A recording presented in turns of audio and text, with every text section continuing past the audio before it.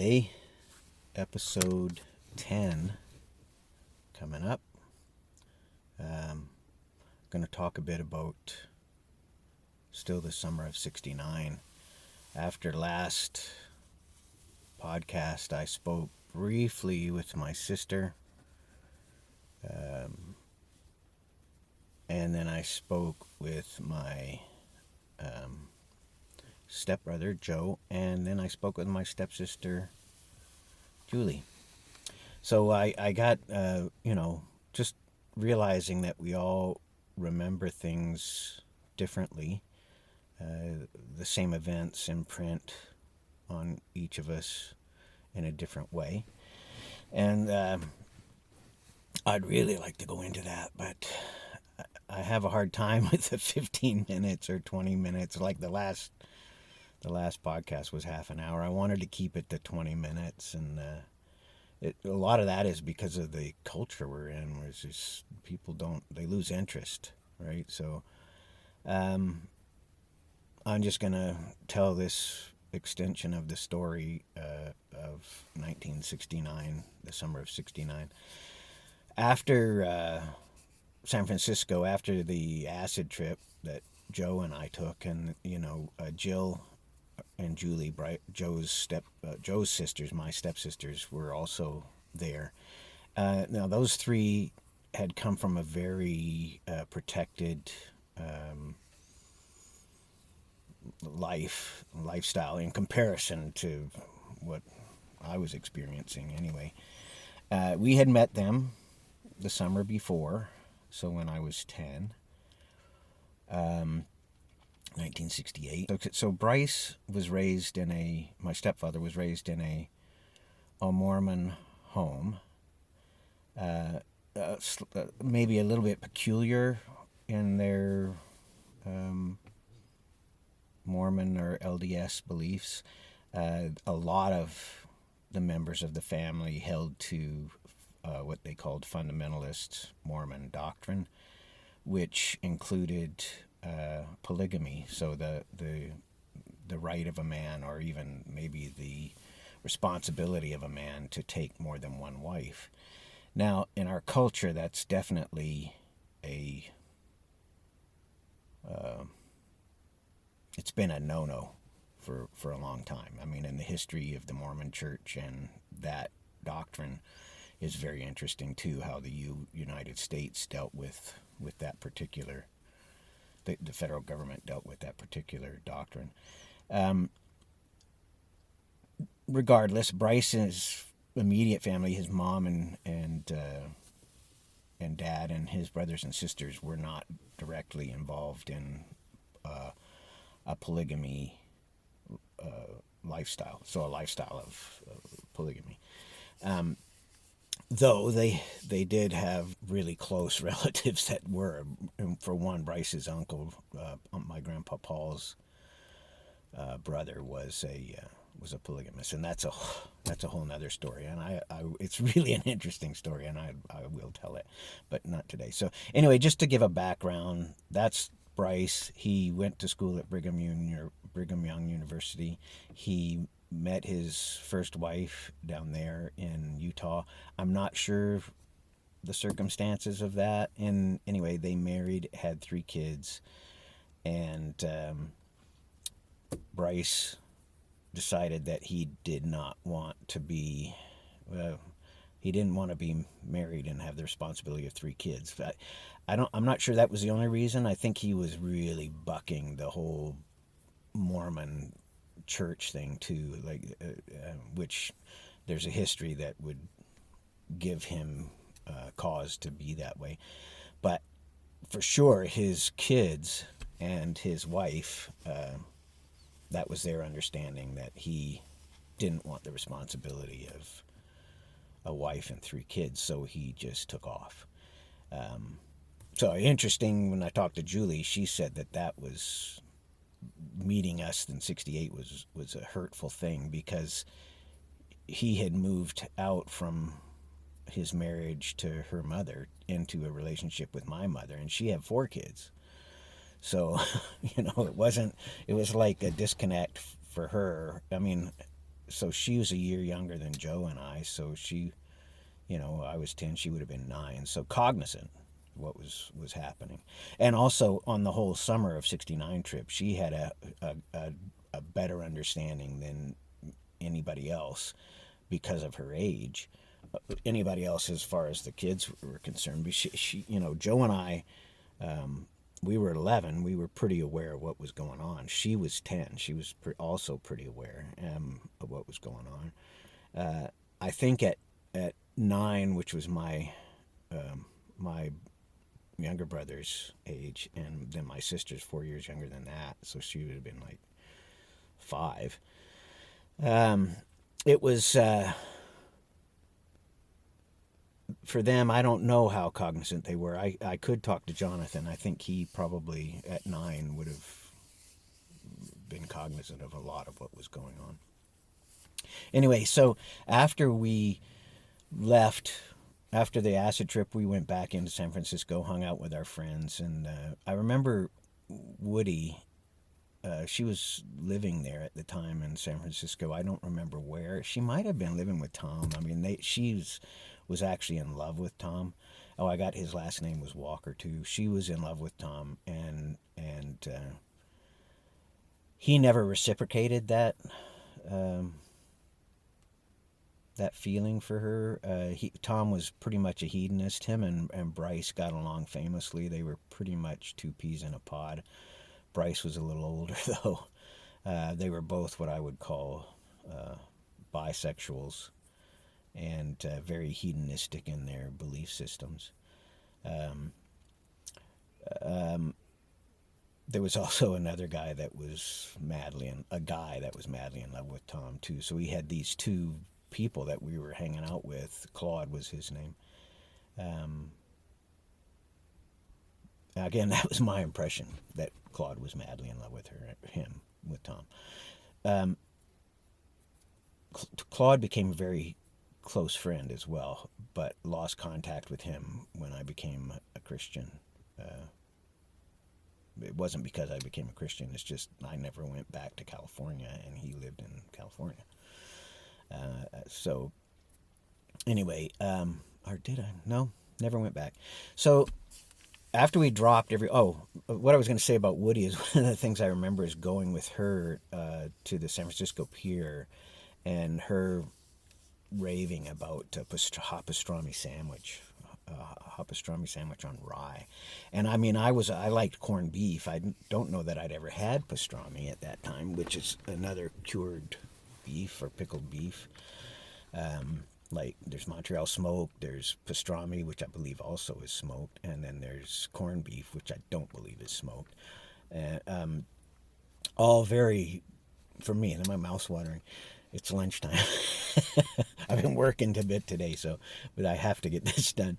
So we walked down the pier, and we got these sandwiches that were fresh baked rye, dark rye bread with spicy mustard, and just piled high with pastrami, and a giant pickle, like this big, huge dill pickle. And we sat on the wharf there and ate it. And anyway, I have a very clear memory of her and I'm sure there was other people there. I don't know who they were. I can't remember. Maybe Joe, maybe Julie. I don't know. Anyway, after we left San Francisco, we took Joe, Julie, and Jill back to their mom, who lived in Utah, Salt Lake City, and dropped them off with her. And I cannot imagine what that was like for them, especially Joe. But I did talk. Julie did talk about it a bit.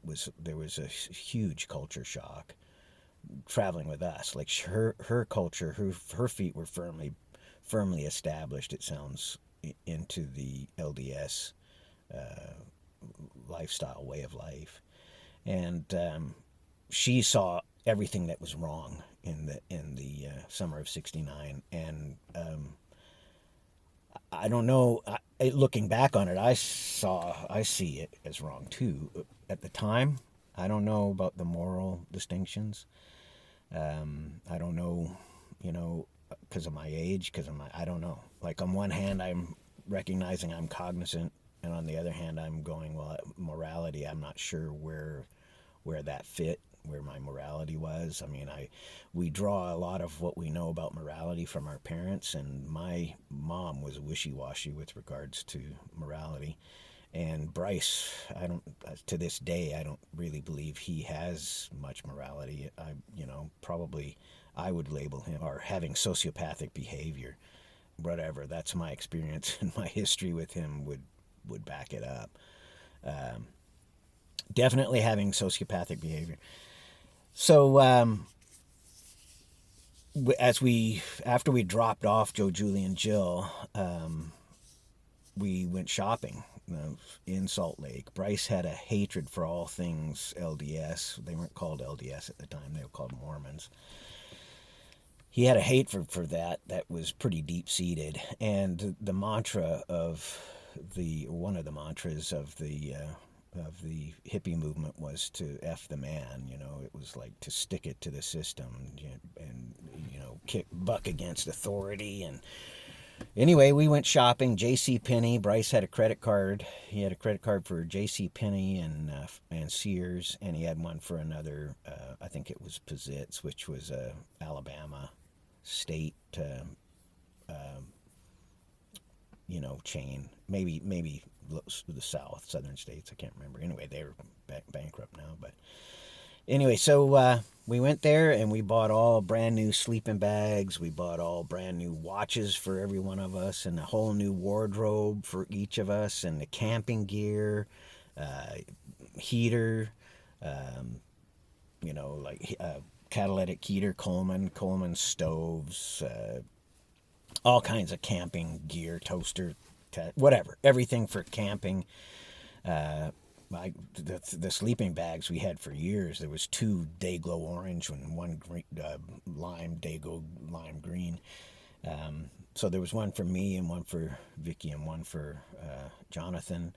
And all the clothes were wild. They were like 60s schmaltzy, corporate interpretation of hippiedom. Super bright colors, stuff you'd see on TV at the time. Like, what can I think of? The Smothers Brothers, maybe, or a Laugh In. If you remember those shows, you can. If you're younger and you're watching this, you can always Google Laugh In. That's where Goldie Hawn got her start, and the Smothers Brothers. They were all, the clothes they were wearing were pretty. Anyway, those clothes, hipster, hip cut, bell-bottom jeans, and bright colors, not just blue jean colors, but bright, wild colors, wild patterns on your psychedelic patterns on your shirts. And we bought a ton of clothes for all of us. And then Bryce went to Sears and he bought some tools, whatever else. I can't remember what all. I mean, we might have bought the camping gear there. I don't remember. I just remember we just spent, we were taking stuff in and out of the mall. Like, we'd go in and get stuff and then go take it out and put it in the bus, and go back and get more and take it out and put it in the bus. And my memory is that eventually somebody approached us, and I can't remember what the gist of it was, but anyway, the intention, it turned out, for Bryce and my mom was to or for Bryce anyway, was to never pay those bills. They were making plans to go to Canada. Their intention was to take all this stuff and go to Canada and not pay their credit card bills. It didn't quite work out that way, because credit cards had power in Canada too. Maybe not the stores themselves, but creditors, they have a way of getting stuff. So I didn't get much into a philosophy and what that taught me, but basically I want to say that what I have realized, and I really do want to go deeper into this, was that, there's basically a couple of ways of looking at humanity. Either we're born a blank slate, and each person's born a blank slate, and there's nothing good or bad inherently about them, or else we are born inherently evil, or we tend towards corruption, we tend towards what is not holy, what is not good. Holy, when I use that word holy, I'm setting it up as God as being the one true example of what is good and right, right? So, and he is called holy. So holy is everything that is good.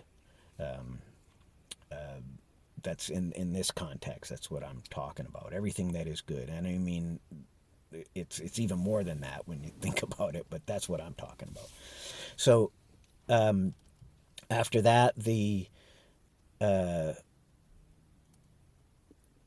third way that we look at is that people are intrinsically good. They're born good, not a blank slate necessarily, but born inherently good.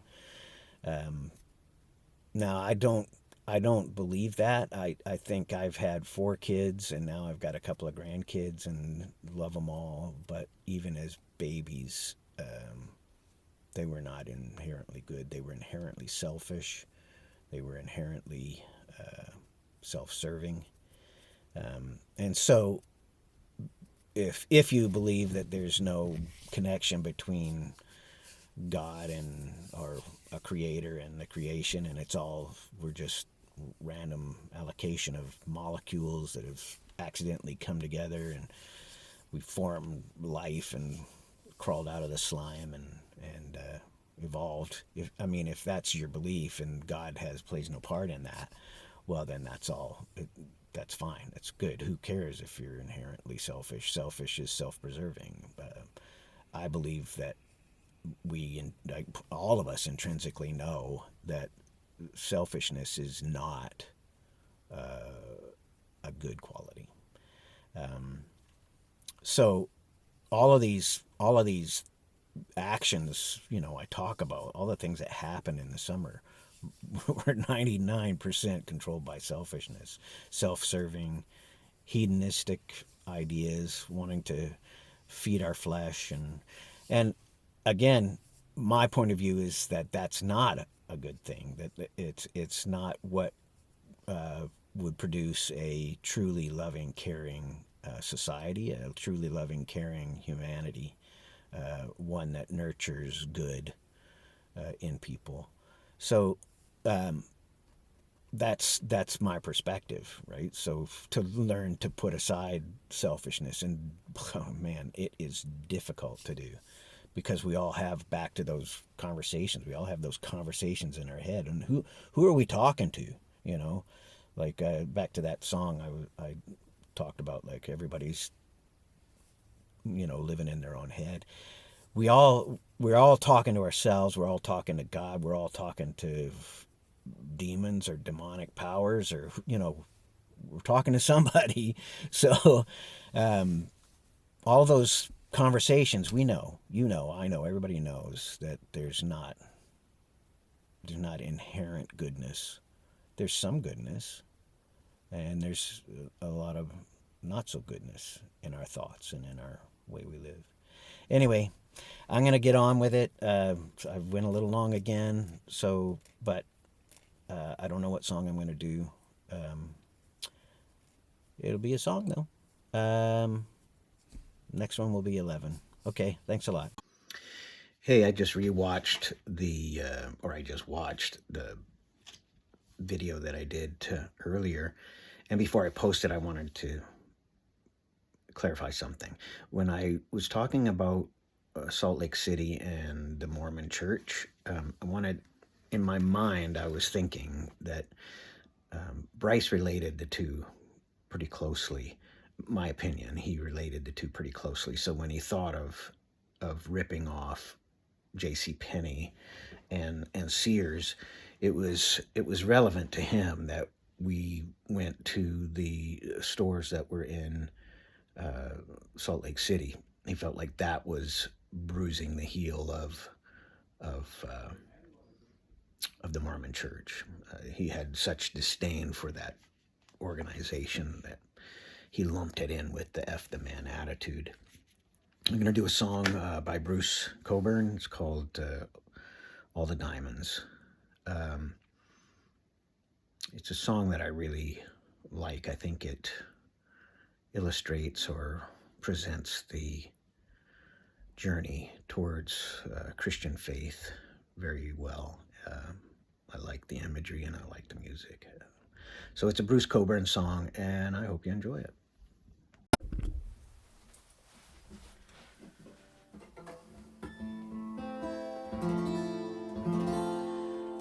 All the diamonds in the world.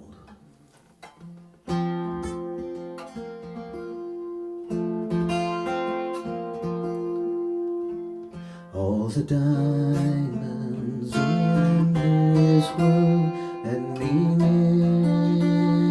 anything to me are conjured up by the wind and sunlight sparkling on the sea.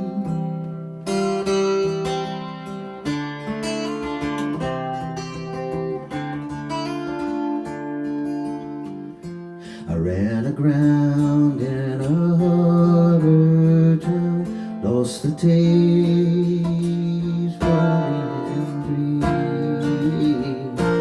Thank God he sent some gold chase ship to carry me to sea.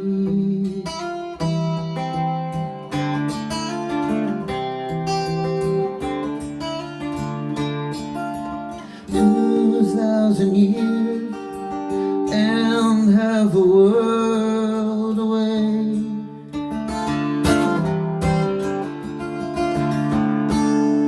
Dying trees still grow greener when you pray.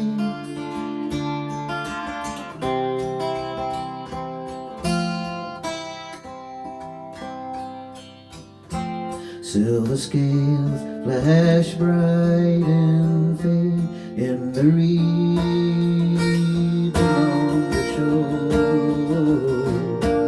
like a crystal swan in a sky of suns. His ship comes shining like a pearl in the sea of liquid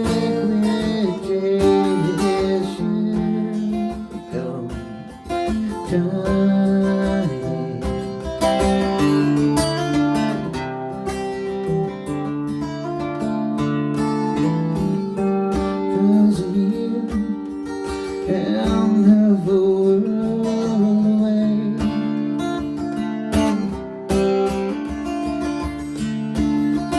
Dying trees still grow greener when you pray.